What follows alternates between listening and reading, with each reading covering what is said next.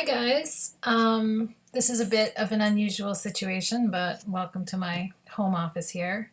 I wanted to introduce myself to you, and the reason I'm doing this by video, obviously, you now know that hopefully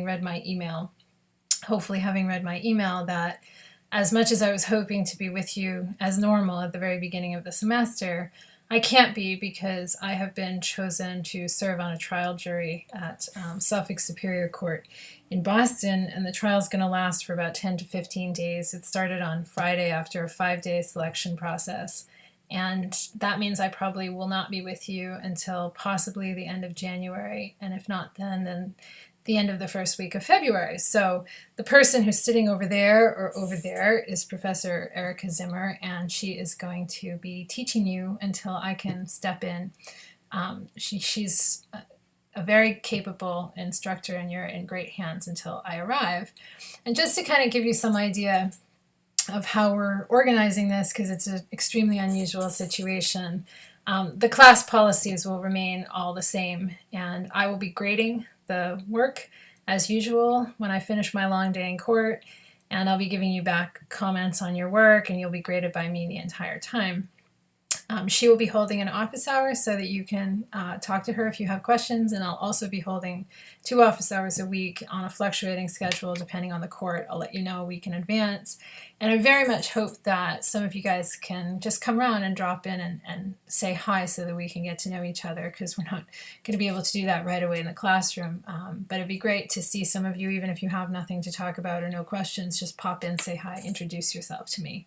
So I want to introduce you to a couple of things today to kind of get you situated in the course, and also to get you a little bit familiar with me before I make my magical appearance in the next couple of weeks. So one of the things that I want to introduce you to is this article called Unhappy Meals by Michael Pollan. You'll all be getting copies of this today, and I hope some of you will actually have already downloaded it from the Blackboard site and have had a look at it. So that'll be our first reading, and that's due on Friday. The class on Friday will actually be held at the Student Union. Professor Zimmer will give you some more details about that, because you'll be doing a first-person research project at the Student Union. And you'll also be getting a copy of the guidelines for that project today. That project should be exciting and fun for you, and it'll be due on Monday, and I'll be grading that, okay? So I'm really excited to have you guys get to know something about food, and let me introduce you as well to the first book in the class, also by Michael Pollan. In fact, the article is the seed, no pun intended, of this book. And you'll see that this is a book that is very short. Each chapter is a food rule, and it is not narrative, and it doesn't contain any research, although the rules have research behind them, and we're going to be looking in your second week assignment at the research behind these rules. So that's something that you're going to be carrying out. So you could read this book pretty quickly in an hour or two, so get started with it right away, okay? And the sooner you get started with that, the sooner you can get started with this, which is the book that we're going to start in the second or mid-second, third week of class. It's on the schedule. It's a really stupid jacket, but it's a wonderful book, so don't hold the jacket against it. This is a very exciting book, terrific narrative, tons of research of all different kinds: first person interviews, investigative journalism, factual research, quantitative research. So everything in here, but in the end, it's a terrific story. It's much more exciting than you can imagine. And I bet you anything this book is going to make actually a big difference in your life. Sort of having read it, it's going to change the way you see the food that you consume now and have consumed in the past. So you can get started on this anytime, read the Michael Pollan and then get started on Fast Food Nation. We'll read it over the course of a couple of weeks, so you should have plenty of time, but the sooner you can start it, the better, and I invite you to jump ahead if you're so inclined. So I wanted to also introduce you to something special here. So this is my friend, the box. And the box is for the cell phone relinquishment project. I guess I never called it that before, but I could call it that. So Professor Zimmer won't have this today, and she won't have it on Friday because you'll be meeting at the Student Union. But on Monday, you're going to see this box. And it's up to you whether you want to give up your cell phone or not. But if you do give up your cell phone and you habitually give up your cell phone, you will get extra credit points tacked on to your final grade at the end of the semester. And that's pretty serious, because in some cases it can tip a person from one grade, say like a B minus, to another, a B. So think hard about that, whether you want to give up your phone or not. And that'll be recorded in my grade book and in her grade book. Okay. So I just wanted to kind of, because I'm not able to be there with you, and she's going to walk you through a little bit more of the syllabus, and then you're going to do a little self-assessment, which she'll tell you more about. I just want to introduce you to the syllabus. And since that's what I would normally be doing today. And of course, if you do have, I'm not going to go through the whole thing because I want you to read this, and I hope that you will take some time to read this in some detail. But if you have any questions about it, please feel free to send me an email. My details and everything are on here, or to ask me about it in office hours. I'm very happy to answer. Although I cannot answer during court, I will make every effort to answer you in the evening once I get home. So obviously my office hours on here will start to apply once I get back to school. In the meantime, I'll just let you know a week in advance when my office hours are going to be, because the schedule of the court fluctuates, so I have to kind of adhere to that. And I wanted to walk you through just a couple of the policies that are my policies for the class. They're going to be in place from now, and they're going to remain in place when I return, but I wanted to let you know that I'm responsible for them. So if you have any questions about them, you should direct them to me. So one policy that you're going to notice right away is that I don't accept late work. This is because I think it's unfair to people who actually turn in the work on time, and because I want to get you all used to being timely in the presentation of your work.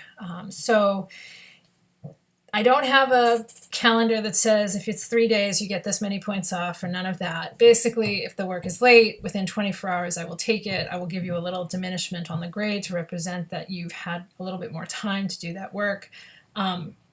But after that, I don't accept it anymore unless there's some kind of real exemplary reason why you couldn't get it in on time that you discussed with me in advance. Like, say, for instance, you were called upon to serve as a trial juror. I might be particularly sympathetic to that reason at this point in time. But unless it's something extraordinary like that, please plan on getting your work in on time, okay? I usually allow people to have until the end of the day on which the papers are due, unless the assignment instructions say otherwise. And obviously everything should be printed and stapled and have your name on it. So along with that goes attendance. Once again, I haven't got a big chart that says you can miss X many days before your grade starts to decline. You're expected to attend all the lectures and all the seminars. So this is a seminar group. It's about discussion. It depends upon you being there. And the same is true for the lectures. It's not going to be the same if you look at the slides, say, later on the computer, although I will put them up on Blackboard.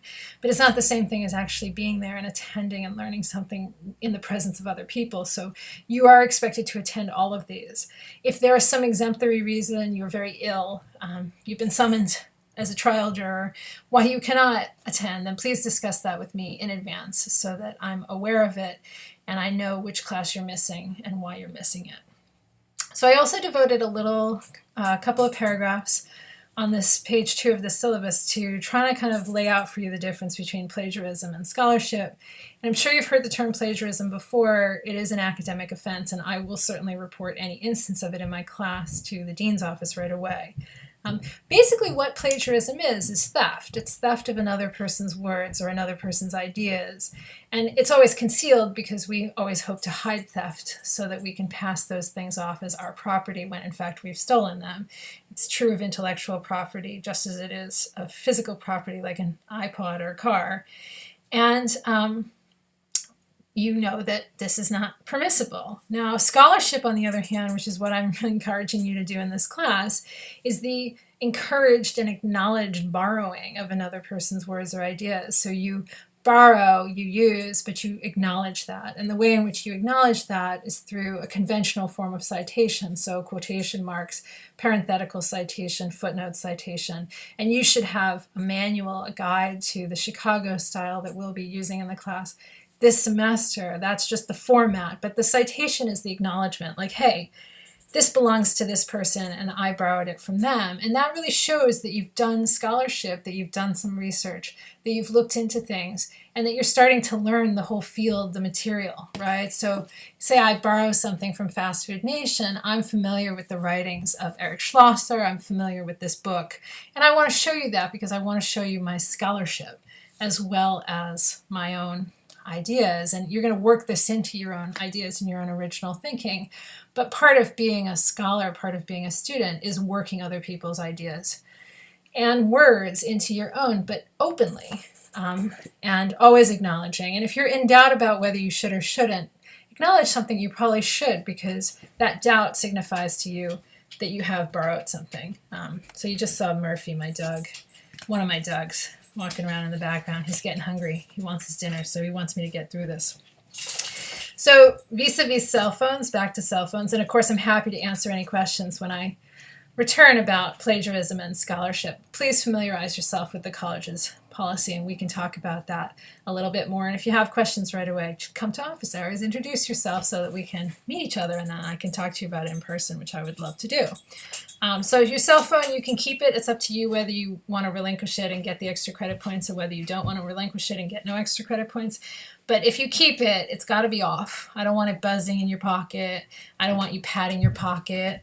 I don't want you reaching into your bag all the time, being distracted by it. So it has to be off. It's not to be in your hand. And coincident with that, I don't want anybody having laptops, computers in the lectures or in the classes. A pen and paper will do just fine for all of the notes that you need to take. And if there's some extraordinary reason why you feel you absolutely need to have a computer, then you need to talk to Professor Zimmer about it and get her permission in advance. Otherwise, you're going to be asked to put that away when you bring that into class, okay? Because that's just going to come between us when we're trying to have a discussion and we're trying to learn something together.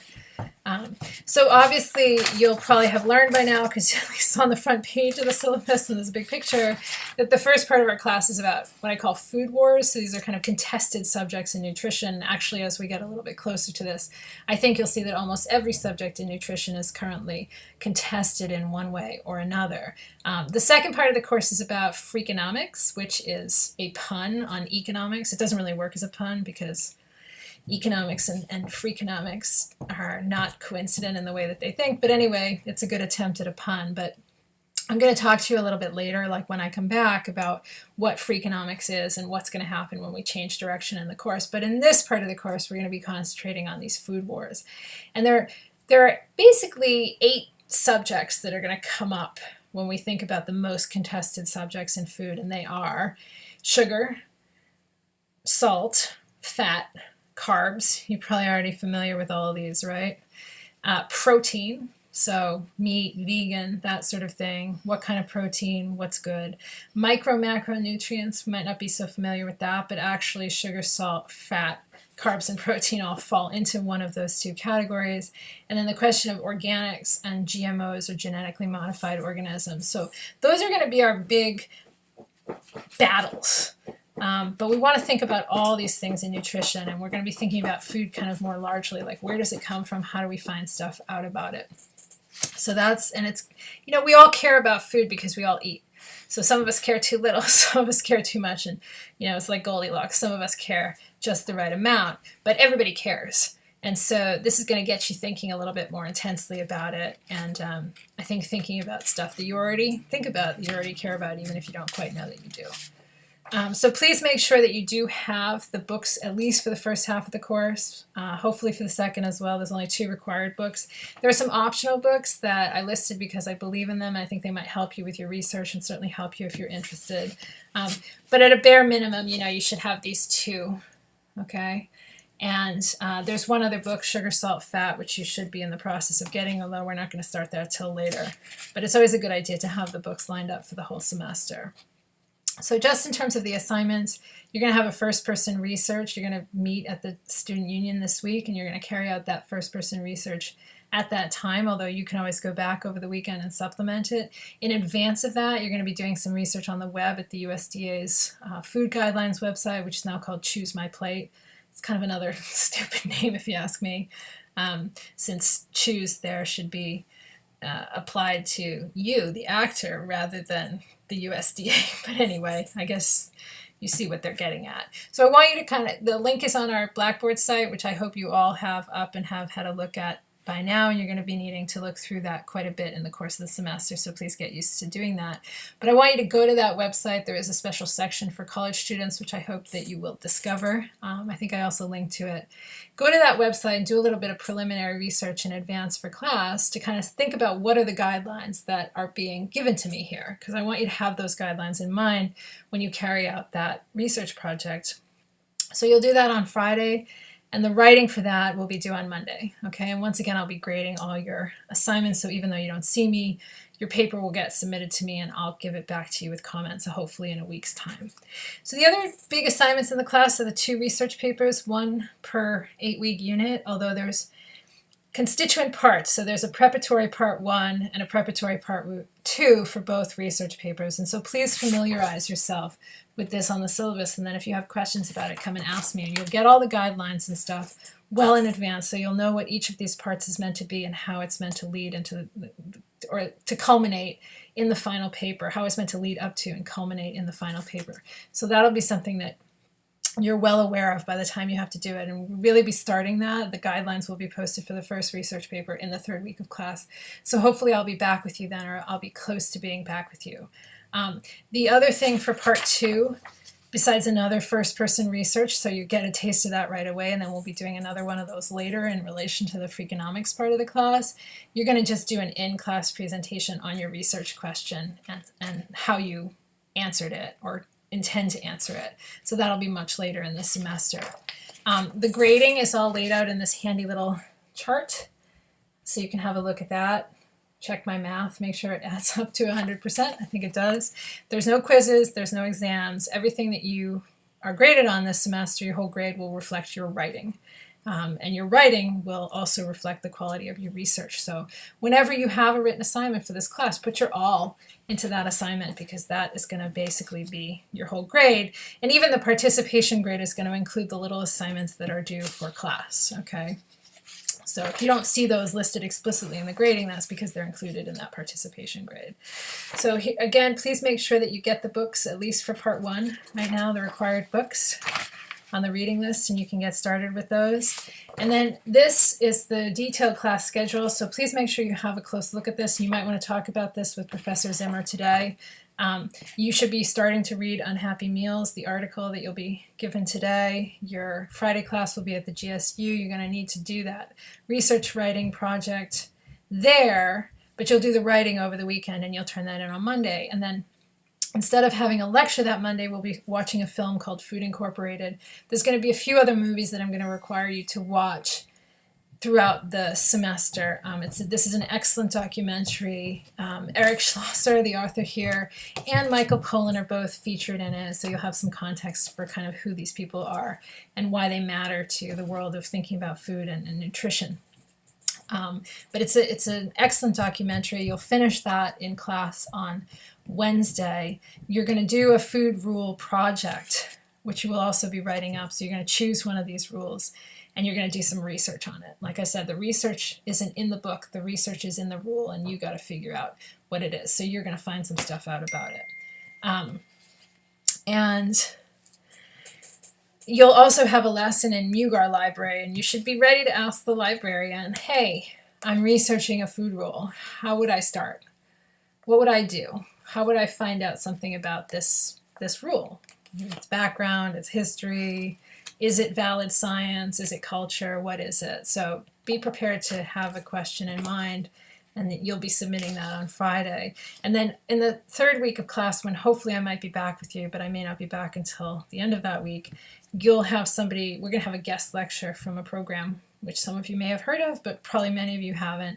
It's called Sergeant Choice. It is a sort of nutrition program at BU, and you'll have some really good context for listening to someone from that program talk about why it is, what it exists, what they hope to accomplish, how it impacts your life, even if you're not aware of it, because it's part of the dining hall services. You'll have some context for that from, I think, your adventure at the GSU. And then we'll be really starting to get into Fast Food Nation and thinking about how to tell a story along with your research, okay? So please make sure you have a good look at this calendar, discuss it today if you would like to, and ask me and ask Professor Zimmer any questions that you might have. So I think the syllabus is pretty complete. I hope you guys have a good time talking about it. I really hope that many of you will stop by and just poke your nose in, say hi, introduce yourself to me so that we can really get to know each other a little bit before I step back into the class.